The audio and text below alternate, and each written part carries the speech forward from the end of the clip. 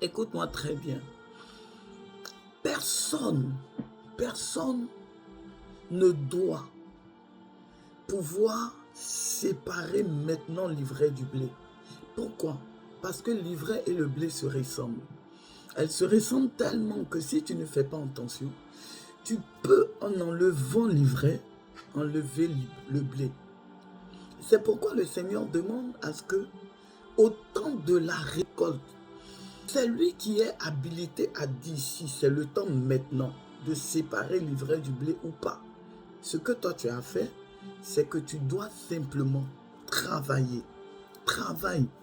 Sois le serviteur que Dieu recherche. Fais ce que Dieu te demande dans toute ta simplicité. Fais ce que Dieu te demande en travaillant à ce qu'il t'a demandé de faire, sans copier qui que ce soit, sans faire ce que tu as envie de faire, sans rentrer dans des choses qui ne le glorifient pas, sans aller toucher des feux étrangers.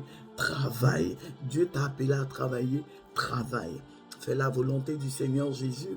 Comme ça, au temps de la récolte, il dira si tu es un bon serviteur ou pas, si tu es livré ou pas, si tu es le blé ou pas. Ce qui est sûr, que le Seigneur Jésus ne te retrouve pas dans les semences de l'ivraie. Et tu verras que tu auras à rentrer dans le grenier de Christ, parce que c'est là qu'il appelle tout bon serviteur. Shalom, c'était une manière de t'encourager à faire la volonté du Seigneur dans toute sa grandeur et dans toute sa vérité.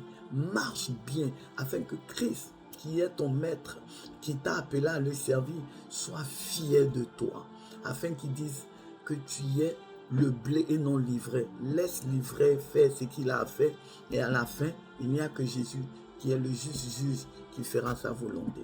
Que Dieu nous bénisse. Shalom.